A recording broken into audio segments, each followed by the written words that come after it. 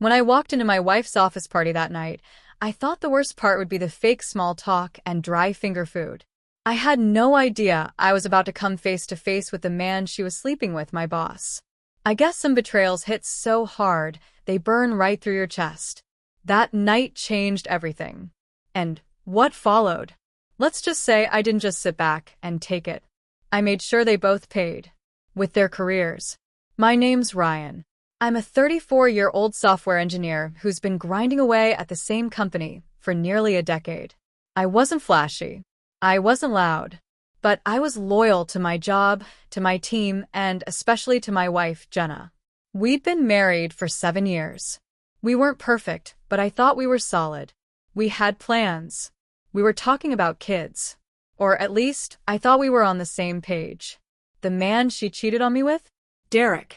My direct manager.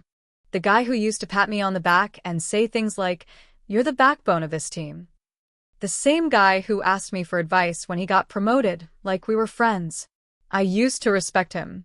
But all that crumbled the night I saw the way Jenna looked at him when she thought no one was watching. It was subtle. A quick glance. A soft laugh. But I knew. I just knew. I didn't confront them right away. That's not how I work. I kept quiet. Observant. Gathering the pieces. At first I wanted to believe I was wrong. Maybe I was just being paranoid. Maybe it was nothing. But when you live with someone for years, you know when their habits start to change. Jenna suddenly had late meetings twice a week. Derek stopped looping me in on certain projects. And when I checked her phone, something I swore I'd never do, I found texts that made my stomach turn. She called him D, with a heart emoji. Talked about last night and how she couldn't stop thinking about him. That was all the confirmation I needed. But this isn't just a story about heartbreak. It's about revenge. Not the kind that gets you in trouble. The kind that makes people think twice before they mess with someone who's smarter, quieter, and more patient than they expected. I didn't yell. I didn't fight. I took notes. I bided my time. And while they were sneaking around thinking they were clever, I was building a case. You see, both Jenna and Derek thought they were untouchable. That I'd just crumble and disappear. But what they didn't know is, I had the power to ruin them, professionally. And I was going to do it without breaking a single rule. But before I could pull the trigger on the plan, something unexpected happened at the office, something that changed everything, and almost blew my entire plan to pieces. It was a Thursday morning when everything almost fell apart. I'd just arrived at the office, coffee in one hand, laptop bag slung over my shoulder, when I spotted Derek walking out of Jenna's car in the underground parking lot. He didn't even try to be subtle. He kissed her goodbye. A quick one, but it was enough. Enough to confirm that whatever they were doing wasn't just some office fling. It had gotten deep. Too deep. And the worst part? He didn't even look guilty. In fact, he smiled as he adjusted his tie and headed toward the elevator like it was just another day. I ducked behind a pillar before he could see me, my heart pounding so hard it hurt. I had thought I had more time, that they were still being careful, that I could keep collecting evidence without tipping them off. But now, seeing them this open, this careless, I realized they didn't care if people found out. They thought they were untouchable, that no one would challenge them, not even me. And that's when I knew I had to move faster. Back at my desk, I stared at my screen while everyone around me buzzed about deadlines and project updates. I was barely listening. I had copies of the texts, screenshots saved and hidden in a locked folder on an encrypted drive. But I needed more. I needed something that couldn't be brushed off as personal drama. I needed something corporate. Something that would hit them where it hurt most, their careers. The thing is, Derek wasn't just a manager. He was on track for an executive role. He'd been flaunting his promotion since January, always talking about next-level leadership and strategy meetings. People looked up to him. They trusted him. He gave motivational talks, played the cool boss role perfectly. But underneath all that charm was someone willing to throw away everything for a quick thrill. And he thought no one would notice. And Jenna, she wasn't just my wife. She worked in HR, the department that's supposed to handle ethics violations. The irony wasn't lost on me. She'd given seminars on workplace relationships and conflict resolution, all while sneaking around with someone 2 floors up. She knew better. But she still did it anyway. That told me everything I needed to know about who she really was. I started paying more attention to their schedules. Who left the building and when. I noticed a pattern. Every Wednesday afternoon, Derek would step out for a meeting. Jenna would be working from home the same day. It didn't take a genius to figure out what was really happening. And I wasn't the only one starting to notice. One of my coworkers, Lisa, made an offhand joke one day. Ever notice how Derek and Jenna always vanish at the same time? She laughed, not thinking much of it. But I stored that moment in my memory. It meant the cracks were starting to show. Still, I had to be careful. If I came off as jealous or bitter, people would take their side. That's how office politics worked. Appearances mattered more than the truth. And Derek was a master at appearances. Then came the team-building retreat. It was held at a hotel, just outside the city. A 2-day offsite to encourage collaboration and alignment.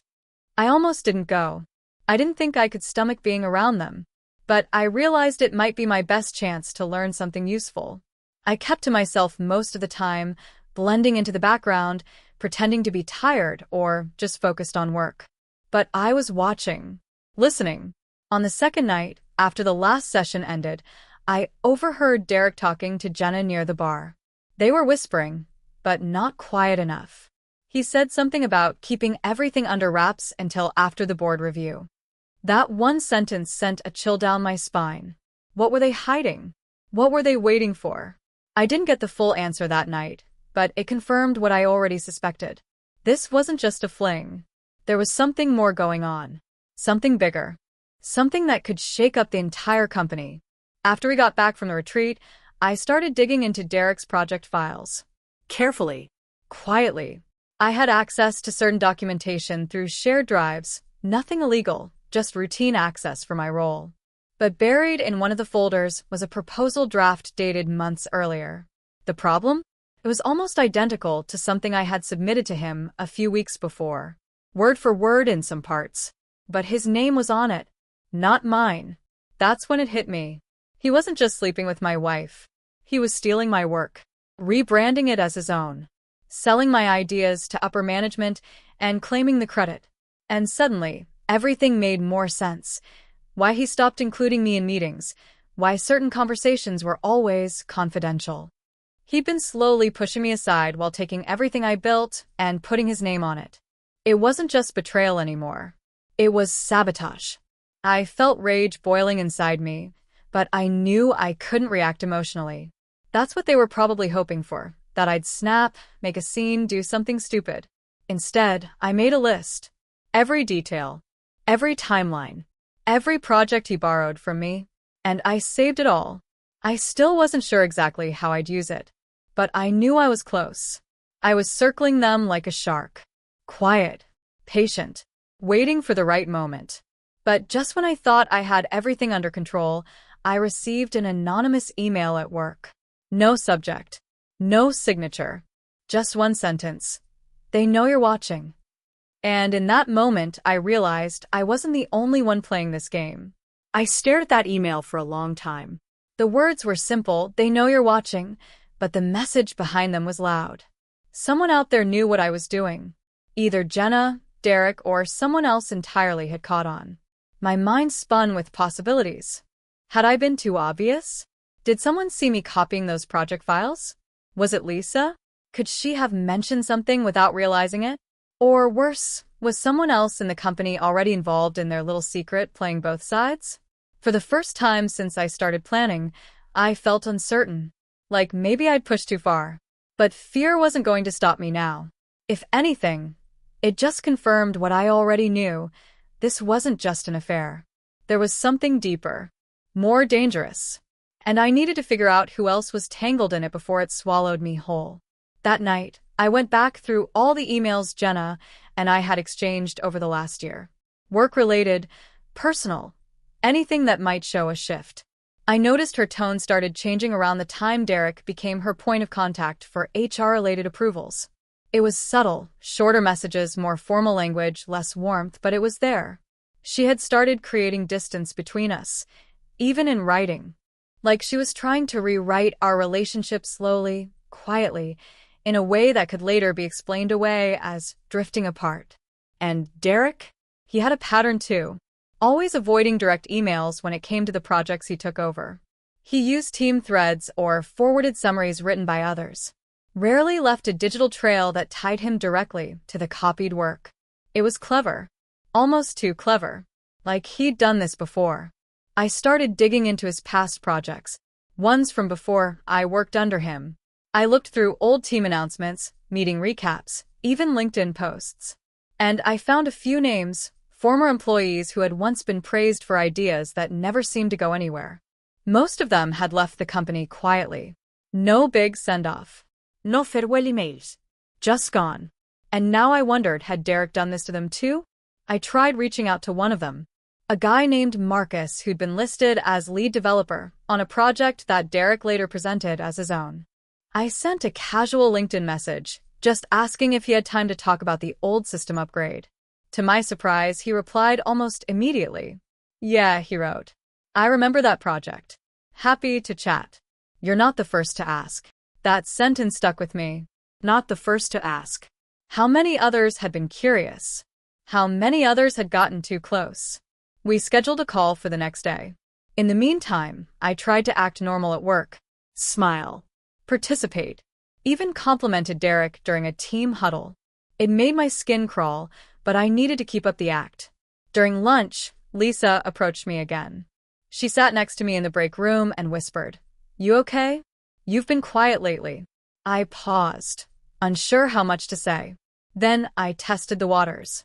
You ever feel like something's off around here? She looked at me, eyes narrowing. You mean Derek and Jenna?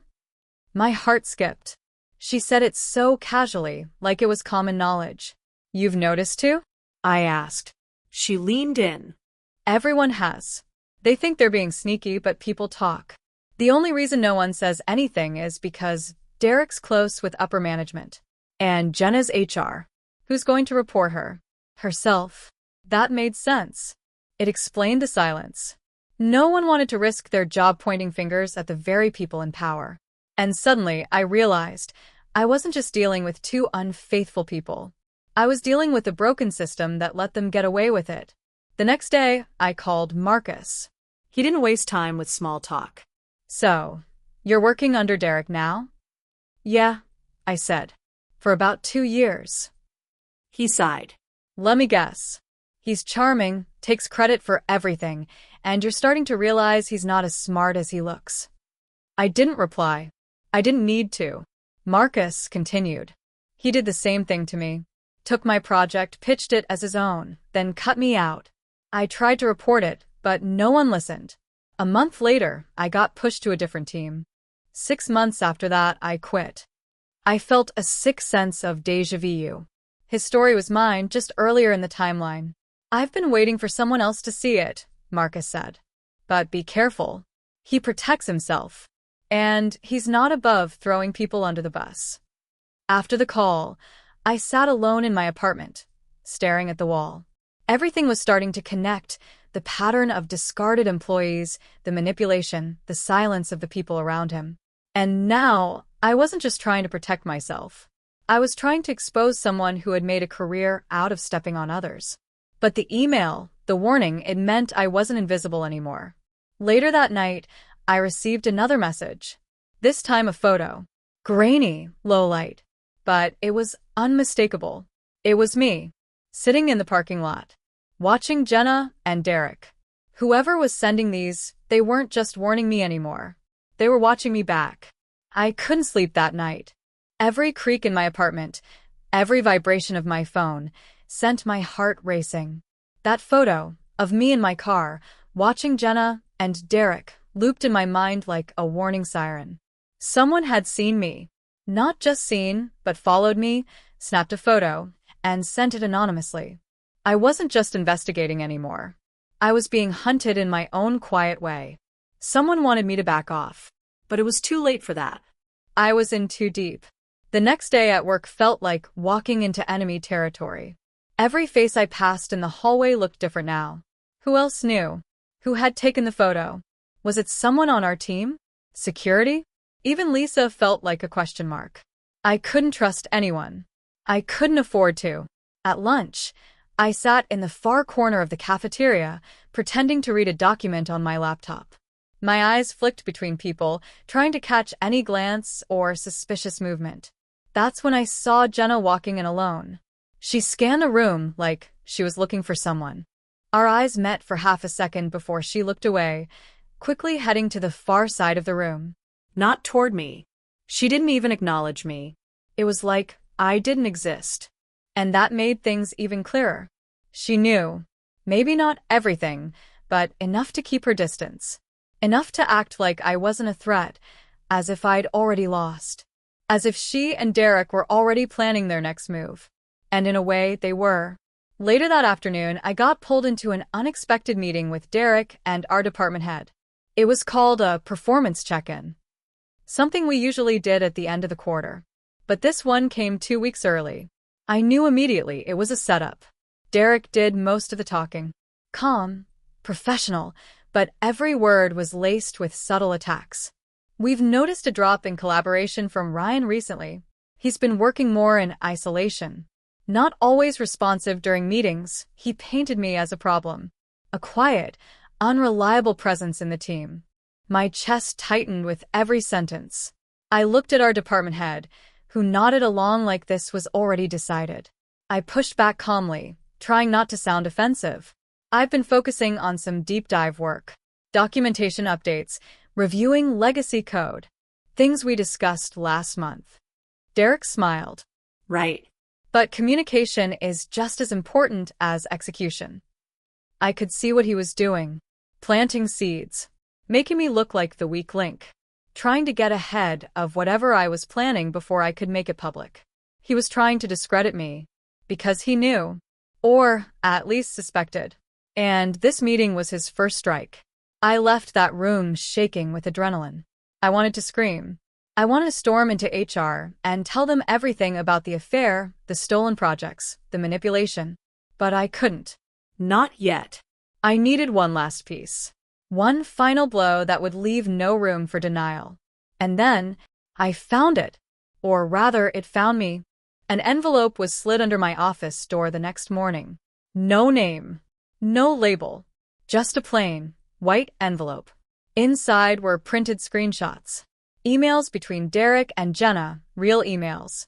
Company emails. Messages talking about managing optics and getting ahead of any internal complaints. In one, Derek wrote, "We need to make sure Ryan's too distracted to cause trouble before the promotion's finalized." I read it 3 times. My hands were shaking. These weren't texts from a burner phone. These were company records. They had discussed using my emotional state to push me out quietly. To make it look like I had performance issues. All so he could get his promotion without risking fallout. And she was in on it. Helping him cover it up. Coaching him through it. My own wife. This was the smoking gun. But I still didn't know who gave it to me. The printer logs in the footer suggested it came from the executive floor. Someone up there had access. Someone who knew what was happening and had decided to help me. Silently, secretly. It could have been a whistleblower.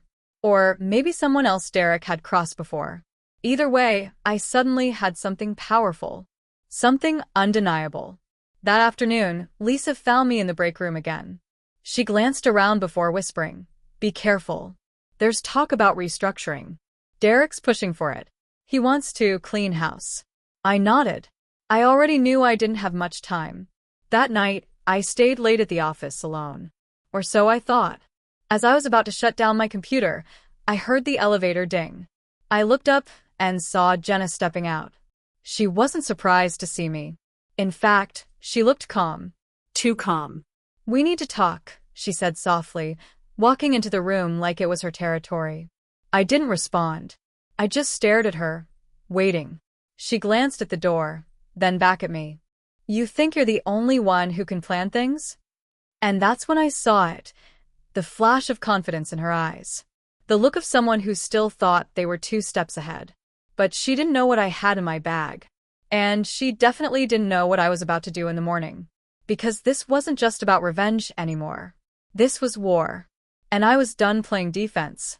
Jenna closed the door behind her, slow and deliberate, like she was about to take charge of a conversation she had already practiced in her head. I didn't move. I didn't say a word. I just watched her, studying every twitch in her face, every slight movement. It was the first time we were truly alone since the truth started unraveling. And whatever she came to say, I already knew it wasn't going to be an apology. "You don't know everything," she said, her voice calm but edged with tension. "You think you've pieced it all together, but you're missing parts. Important ones." I stayed silent, letting her talk. I wanted to hear what she thought I didn't know. She stepped closer, folding her arms like she was cold. "This isn't just about the affair. It never was. Derek, he didn't come on to me. I approached him. That was the first blow." I hadn't expected her to admit that. "I was frustrated," she continued.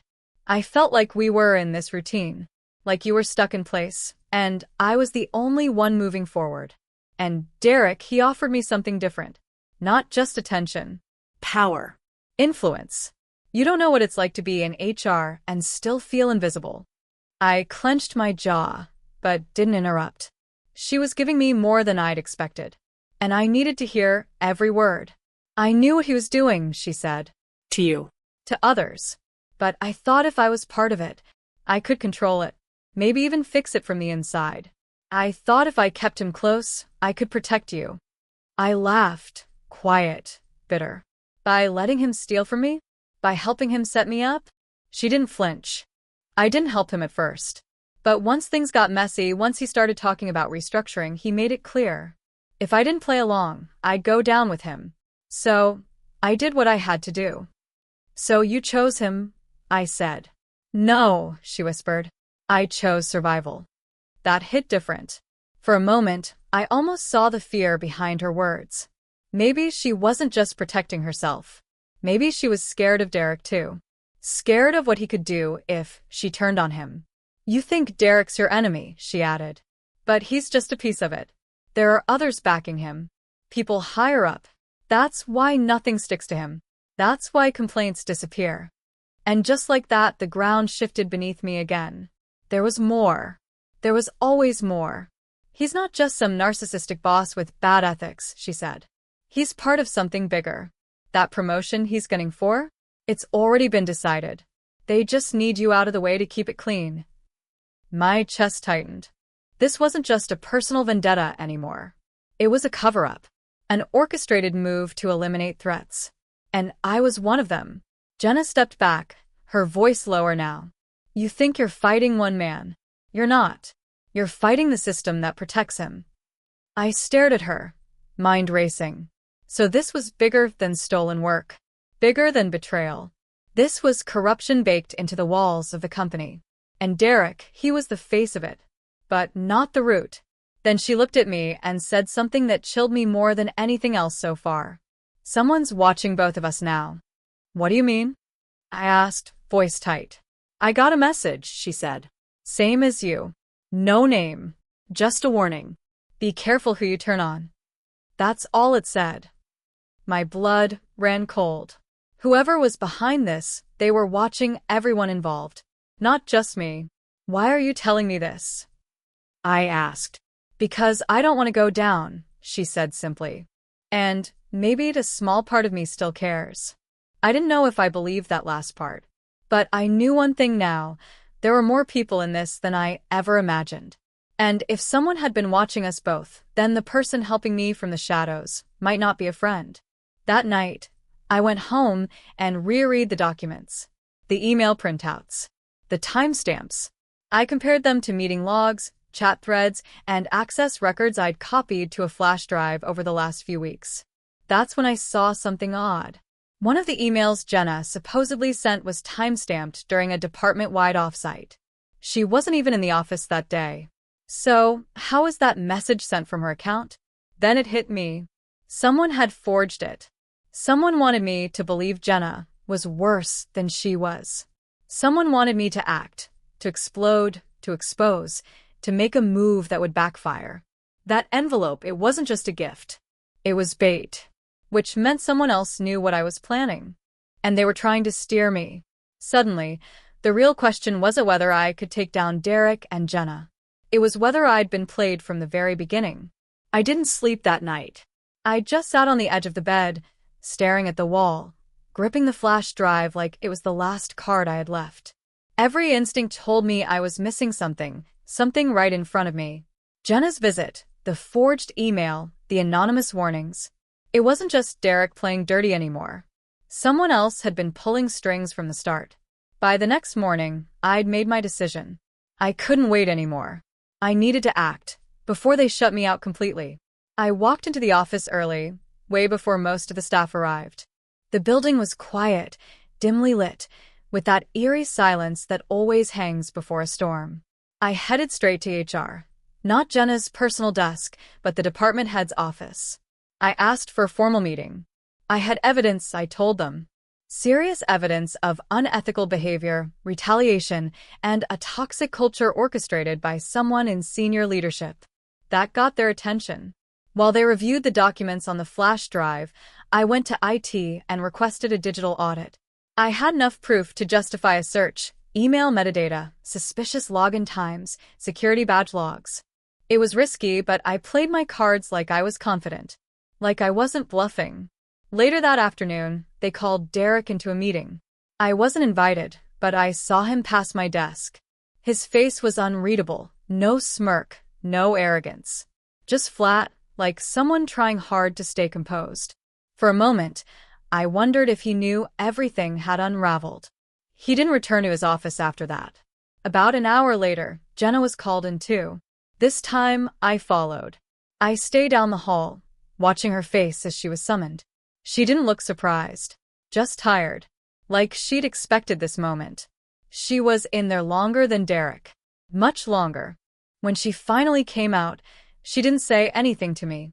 She just walked straight past, her eyes meeting mine for half a second. There was no anger, no fear, just quiet acceptance. She knew it was over. The official company memo came out by the end of the day. Derek was no longer with the company. Effective immediately. No details. Just corporate speak for a swift and silent termination. Jenna wasn't fired, but she was reassigned. A soft landing, probably negotiated to avoid legal trouble. I didn't care. The important thing was she was out of power. What shocked me the most, though, wasn't the outcome. It was who delivered the final blow. Later that night, as I was packing up to leave, Lisa stepped into my office. She looked casual, holding a coffee cup, like she wasn't about to shake my entire world again. "I saw your little bombshell play out today," she said with a half smile. "You were right about him," I replied. She nodded slowly. Then, after a pause, she added, "I'm the one who sent you the envelope." I froze. "What?" She shrugged. "I had access. I've been in this company longer than both of them combined. I've seen what Derek's done to people over the years. Quiet firings, sabotage, manipulation. I've kept my head down until I saw what he was doing to you.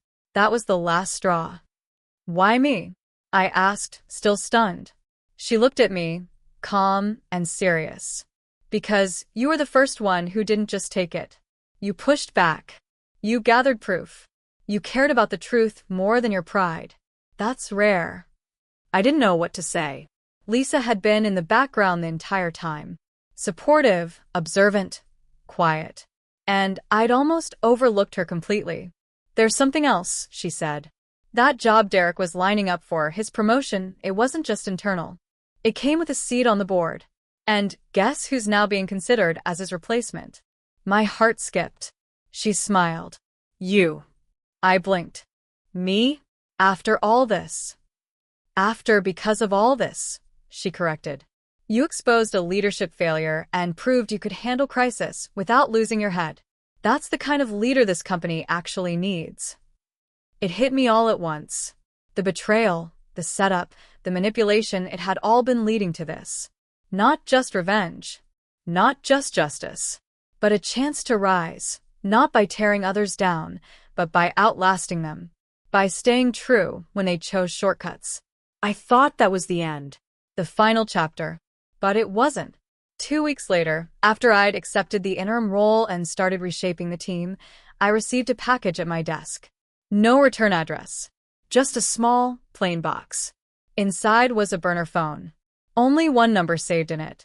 A message popped up seconds after I powered it on. You weren't the only one Derek crossed. We helped you. But don't forget, power always has a price. That was the real twist. I hadn't done this alone. And someone out there still had plans for me. I stared at the burner phone for a long time that night.